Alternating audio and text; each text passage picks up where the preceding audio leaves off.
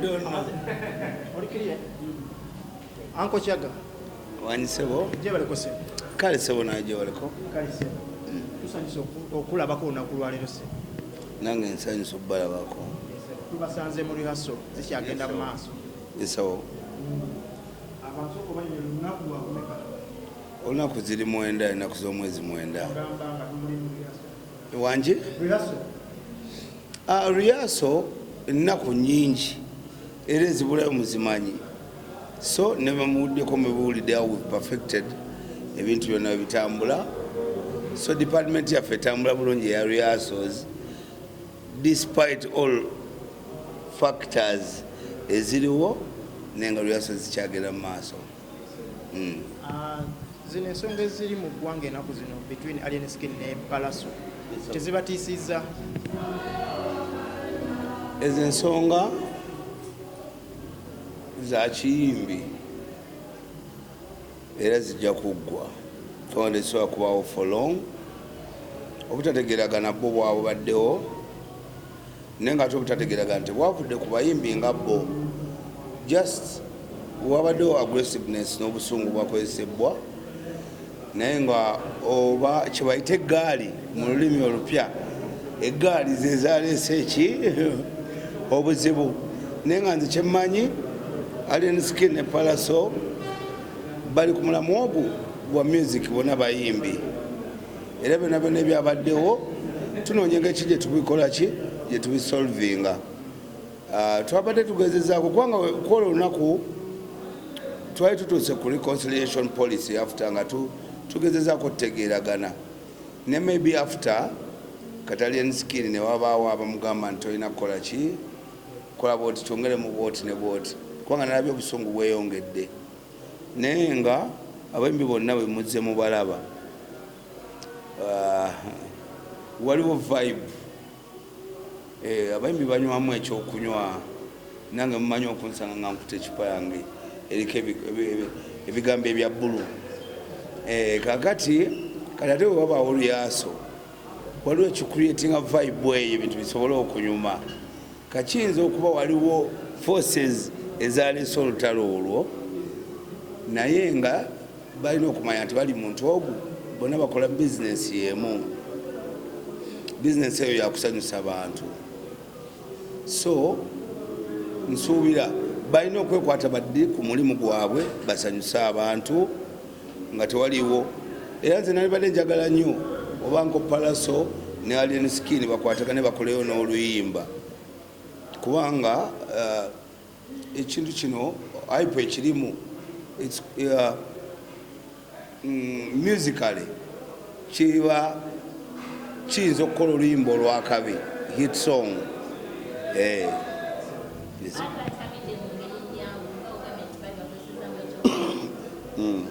Asaagala nziza nnyo mu anga eyo kubanga mwe mwagala byononese naye nga nagikubuuliddeko saagala kwongera gigendako.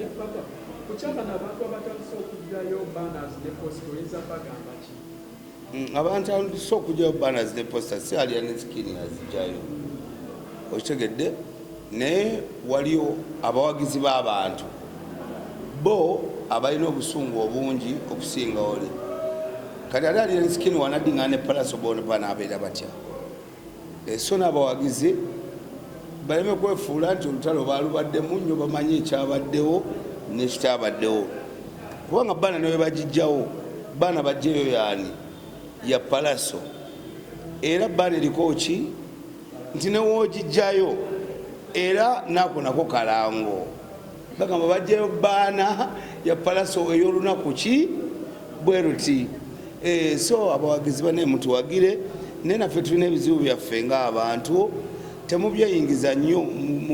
mugendere ku kye tukola kye mutwagaddeko oba omuziki oba ki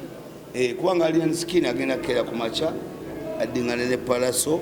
bayinza n'okukubayo oluyimba kati gwe yabadde omukambwe ennyo simanyi walinye ebbaasi wavudde Mitiyana wavudde simanyi bwa njoze kuba ng'omi kale ekyo kintu kinaakuteekawa ya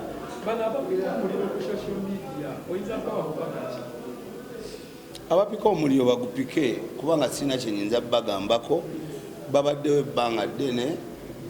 nga bapika omuliro naye nze kyemmanyi ogwo omuliro gwongera mu sho bapika muliro kuki ab'eggaali abava ne balumba amaka ga palaso wali ku studio tebatwalira amateeka omugalo bantu benkugambyeko nti ab'eggaali tebatumiddwa alien skin ate kati babeera baleetera alien skin eki obuzibu lwa nsonga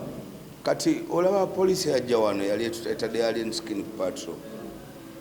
nga we nabagambye nti nze yayita poliisi nayita poliisi kutawuluza lutalo nga lunemeredde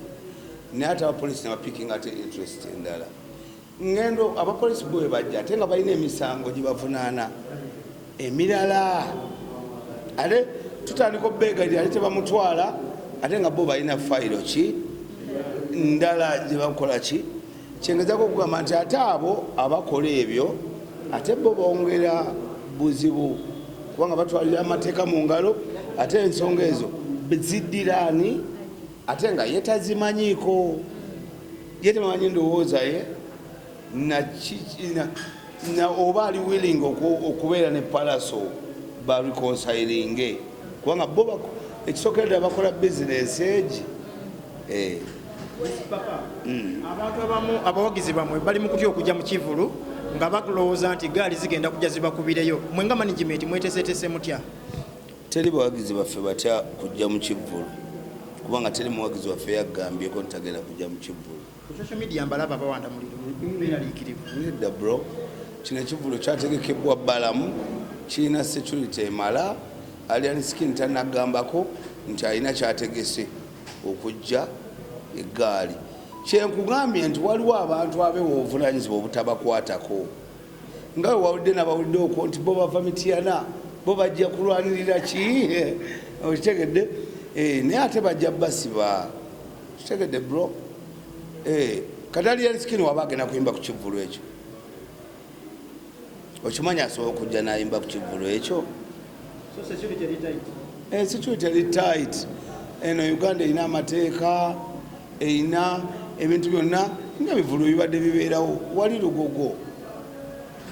kitegedde waliwo security emala waliwo buli kimu era alina agenda okukola efujjo muganda wange ajja kufuna obuzibu so abantu wemuba muwagira abantu mubeereko wemukoma mu kuwagira abantu mbadde mu bizinesi eno for long mbaddeko n'entalo nange n'abantu netumala netudingana nabo temuulyangako bantu benali nevumyeko nabo obujulizi mubuyina ku tv zammwe na biki temunsanga nabo buli lunaku kati omunasanga alien skin ne palaso nga bewahaga kati gwe eyewagawaga eyo oli mukusikayo baana kikuteekawa baana gyosikayo teri kyenakikoze tomanyi sente zagitaddeyo n'alien skin takumanyi kitegedde so byebyo sina bingi byakwogera nnyo n'abantu naye nga mwenda ekivulu ekiri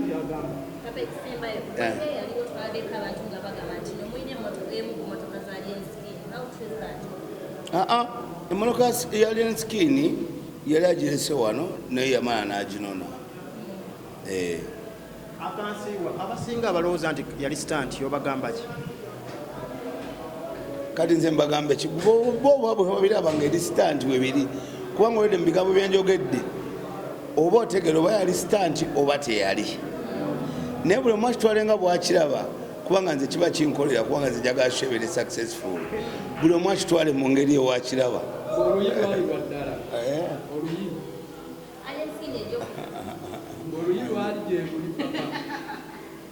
owaye temuntinkuula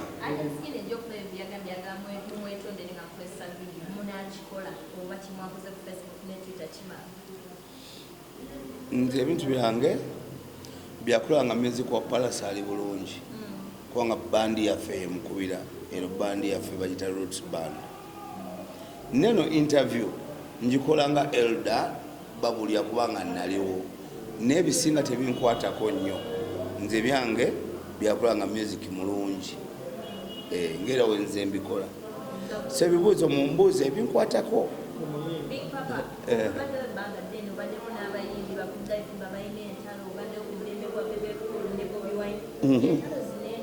abantu bamu bakuze ne katulanga bobi wine bebe kubakyewalana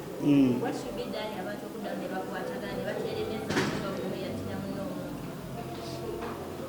ani kakati entalo zino tezisobola kuva mu music industry zibaddewo for long kuva mu America walingayo Tupac ne Biggie, Jamaica walingayo Vybz Kartel ne Mavado. Nawano zile entalo abantu bano abayimba mu Uganda balina inspiration, balina abantu aba inspiring. Ate nakyo kirina ngeri gye kikola ki kyongera ku mubali gwabwe. So ate nakyo okwekakasa sisobira ndi kugwawo mu ndongo nze asinga nze oba asinga oba mukiri. So ekyo sinaako magezi kubanga nze nga gwolaba nange naliko mu ntalo n'abantu naye nze nempangulwa kubanga siri mulwanyi wa ntalo siwangulangako olutalo n'olu ate olaba gyontwala kati siri naye wano sinza abadde amukozesa lyaso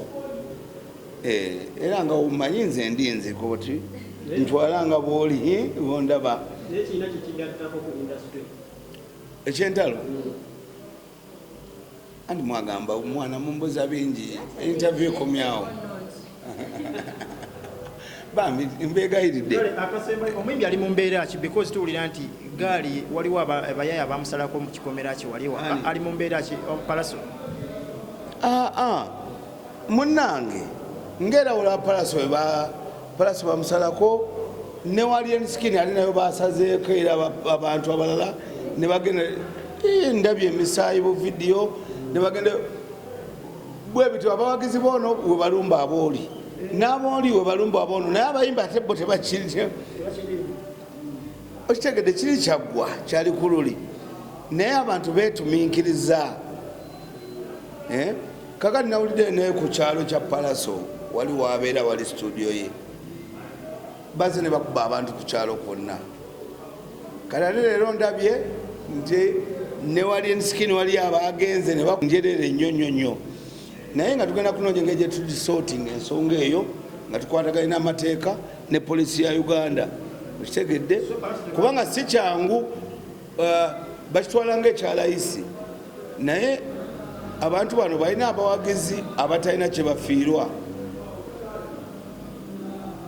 Waliwo abantu nga ne mu regisita za gavumenti tebalimu nga tebeewandiisa nga bo bawagizi bamwimbi bali eyo nga bo balina empaga gye bawaga ndala. So nsuubira tugenda kukwatagana ne poliisi na biki n'okunnyonnyola abantu ng'olaba interview eno gye njogedde abantu babeereko kye bayiga n'abalala tubasensitize tubannyonnyole. Eno music bagiyita showbiz, erina ebigenderako kali biyinza okutwaliramu gwe noyingira mu showbiz w'abantu ate gwe n'ofundikira ng'oli luzira. Amina.